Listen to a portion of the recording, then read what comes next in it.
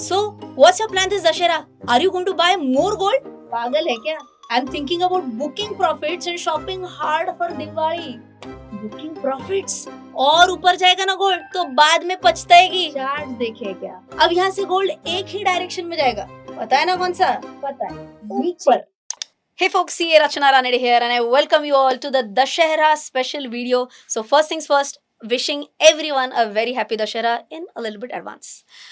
Today we are going to focus on which Rachana was correct.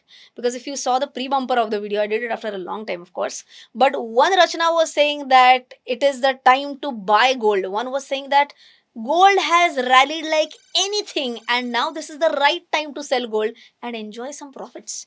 So today we are going to focus on three things. Number one, is this the right time to sell gold? Number two, is this the right time to buy gold? And number three, if anyone decides that yes, I want to buy gold, then we are going to talk about one area which we have not discussed till date on our channel. We have discussed about gold ETFs, we have discussed about SGBs. I think buying physical gold in like something like biscuits format doesn't require my own specific commentary. So what I'm going to discuss today is about gold mutual fund or gold fund of funds. You'll get to learn something new today, so keep on watching the video till the end. Miru alla unnaru Hyderabad. I hope you guessed it right. Yes, I'm coming to Hyderabad not only to eat biryani but also for my Har Ghar Investor event, which is going to happen for the very first time in Hyderabad on 11th of October, and all the event details are right in front of your screen. Well, we are going to have a lot of fun. We are going to learn a lot, lots of selfies. There is so much more to happen in this event. It gets a little bit more exciting because for the first time we are offering an early bird discount, 100 rupees off per ticket only till this Sunday. So hurry and book your seats now. Twaralo Kaluddam. Now let's first focus on one Rachana, which was of the view that it's high time that we need to book some profits in gold. Why was she saying in that fashion? Let's have a look at the charts first. Of course, if you want, you can check gold US dollar per ounce. This will not have any currency effect. But right now, I'm going to show you gold futures MCX because I'm also going to show you some returns, how much returns has gold given in the past. So for that, I'm going to take this chart. Now, if you observe on a daily chart, this chart on a daily candlestick, anyone who has done my price action analysis course, you know that this is a clear textbook VCP. Okay, VCP pattern.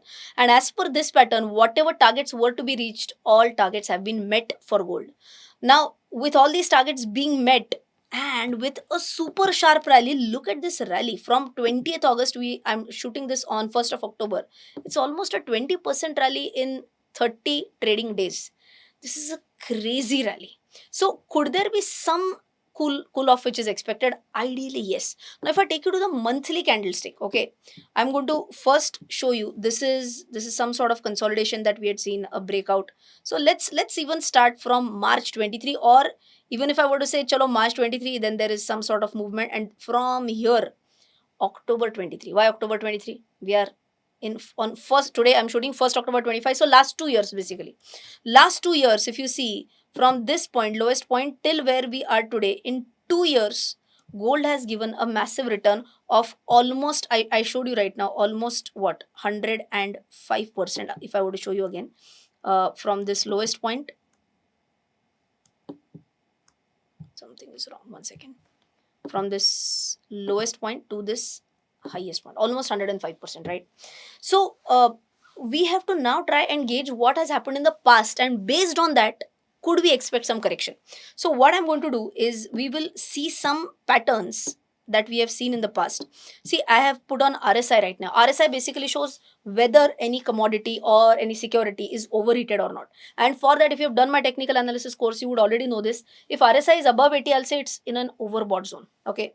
Now, when has RSI gone beyond 80? Now, if you see here, this is July 2020, where RSI was at 88.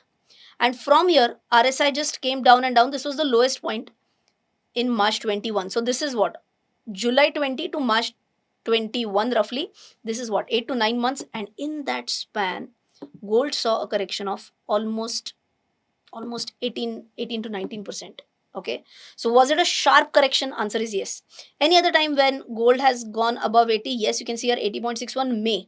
So this is the candle for May. And if I were to check from here, let me just check from here to here. Almost a 10% correction in 2 to 3 months. Any other time when RSI crossed 80 for gold? Yes, it is October 24. So from October 24 high to November 24 low, again this is almost 8% correction. Is that a big one again? Yes, 2 months 8%.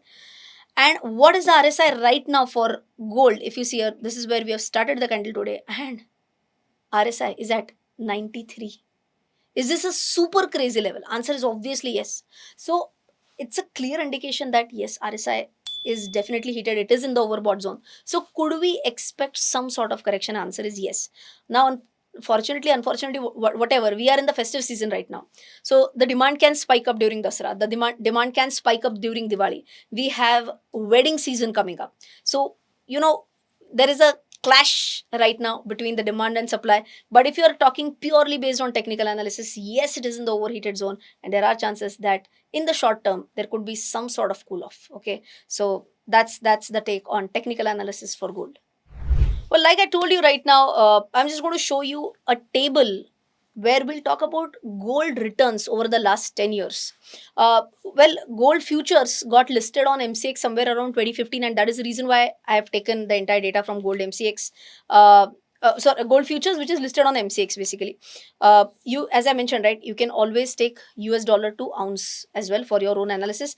By the way, analysis is more or less similar.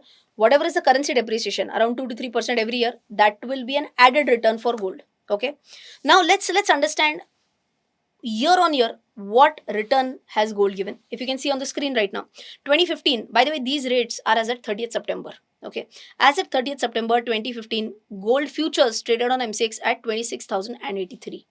In 2016, 30th September, the rate of gold was 30,981. Okay, so if you see here, the returns that gold gave was 18.78%. It was a double digit return. Now, assuming in 2015 also it was a double digit return, okay, two double digit back to back returns. 2017 single digit return -4%. 2018 single digit return 2.6%. 2019 again a double digit return with 22%. 2020 34.86%. Then again 2 years we had single digit return, one with -7.5%, one with +7.9%. And look at the last 3 years data. 2023 14.75% return, 2024 31.28% return, and 2025, oh my god, 55.63% return. Now even if you check the last 3 years, gold has given more than 100% returns. And that is the whole reason why I'm trying to tell you that if anyone were to invest in bulk in gold right now, I don't think this is the right time to do that. I'm not going to invest in bulk in gold right now. Of course, if you're talking about SIPs, anyone who is doing an SIP, maybe in gold ETFs or gold mutual funds, that's a totally different story. You don't even look at all these parameters in such cases. You keep on investing whatever, 1,000 rupees per month, 2,000, whatever you want to. But if you're talking about bulk investments right now, that looks a little bit tricky. I mean, I'm not saying there is 0% upside. There may be some upside, but the risk reward ratio doesn't fit right now. Okay, but then you might wonder that in spite of all these scenarios, if gold were to go up, barring festival seasons and all these, are there any other reasons? Answer is yes, and because of which gold could continue the rally if I'm talking about a 1 to 3 year perspective, not immediate short term perspective. First things first, I'm sure everyone already knows about this. All the central banks, be it RBI, be it China central bank, be it Russian central bank, all are buying gold. Everyone is now talking about a concept which is something close to de-dollarization, where countries may give lesser importance to dollar and they may say, oh, let's build a currency of our own. So I'm sure you might have heard about that BRICS currency per se, or even I'm talking about currency as a reserve, something as a reserve.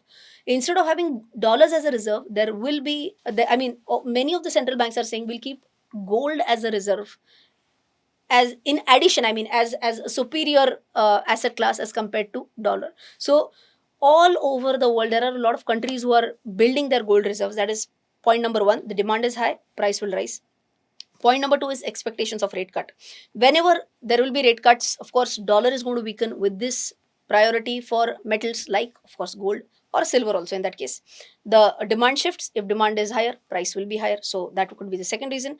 And third reason, of course, with political uncertainty, with global geopolitical uncertainty, in such cases everyone wants to park their funds into safe havens, safe asset classes, and needless to say that gold is definitely one of them.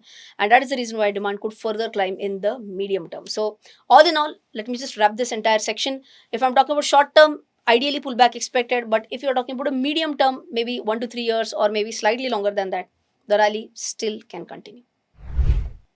Well, now that we know about the technical analysis part, we know the fundamental analysis part. But just in case if anyone were to say that, okay, I don't want to invest in bulk, but maybe smaller amounts through SIPs or whatever.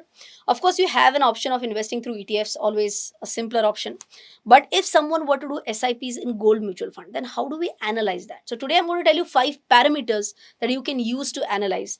You might have realized by now that my voice sounds different today. Of course, there's a reason. I was there at the India Pakistan match in Dubai. So cheering so loud and hard for India.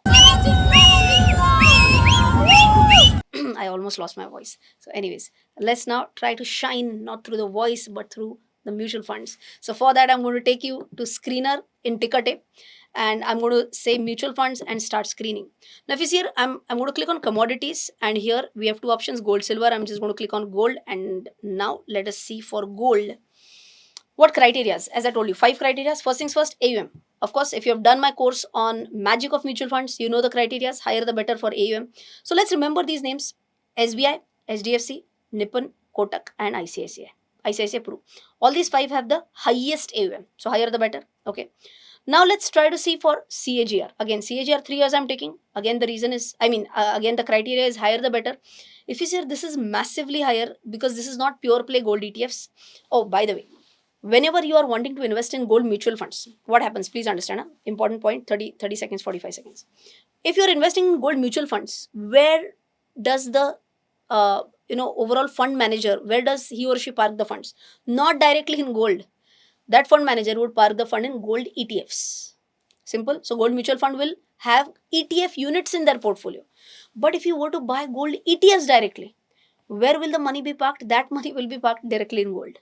Okay, so one more time, gold ETFs money, whatever is collected from the public, that will be parked in gold. Whereas if you are investing in gold mutual fund, that will have gold ETF units in its portfolio. Simple. Okay, going back, whatever we are seeing on screen right now, this is gold mining overseas, so not a direct comparable. So we are not going to consider this CAGR, gone. This is Edelweiss gold and silver ETF. Nope, gone. We are pure play talking about gold. So now if you can check here, SBI gold, ICICI Pru gold, Aditya Birla, HDFC Quantum. If I'm talking about all these 5, 3 names were repeated. See, if you see, SBI gold got repeated, ICICI Pru was repeated, and HDFC gold was repeated. So let's focus on these 3 right now. Now, if I were to talk about the expense ratio, of course, lower the better. If you see Quantum, Quantum also came twice, but the AUM is extremely low. So I'm not going to consider that. Okay. ICICI Pru, SBI gold, you can see again good expense ratios, basically low expense ratios. Now, if I were to have few more details, I can just click on any fund, view details. I'll go to the peers point, and if you see peers, these 3 peers, ICICI versus SBI gold versus HDFC gold, that is what we were talking about, right? Now, if you see a lifetime CAGR, SBI gold is the highest. Okay, so we talked about AUM, we did talk about CAGR, we also talked about expense ratio as well. Now let's move on with the last 2 ratios. One is standard deviation, one is Sharpe ratio. Of course, again, those who have done my course on magic of mutual funds, you know standard deviation, lower the better, Sharpe higher the better. So SBI gold, if you see 14.84, lowest amongst these 3, and Sharpe ratio at 2.63, highest amongst these 3. Okay, so of course this is not a recommendation on any gold mutual fund, but I just wanted to tell you that if you were to start an SIP in any of the gold mutual fund, considering that okay, maybe in the shorter term there could be a pullback, but in a longer term, ideally gold as a commodity has to keep on increasing. In that case, you should not buy any gold mutual fund just because your friend is saying. You should have done your own analysis, and how to do that with 5 pointers today. That is the point that I showed you. So we started with technical analysis, then we talked about the fundamental reasons, and ultimately, if you were to start an SIP in a mutual fund, how could you go about it? So I hope, as other videos, in this video also you found a lot of value. If you did, please don't forget to smash the like button. If you're still not subscribed to our channel, please do that, and share this video with all of your friends and relatives so that they also benefit from this knowledge. I'll see you in the next one. Till then, take care. Jai Hind and bye bye. You might have come across such advertisements on various social media platforms. Please note, all of these are fraudsters promising unbelievable returns through stock tips. I don't provide any calls or advisory services. I provide only educational content through my social media handles and through my website rachanaranade.com and rachanaranade.in.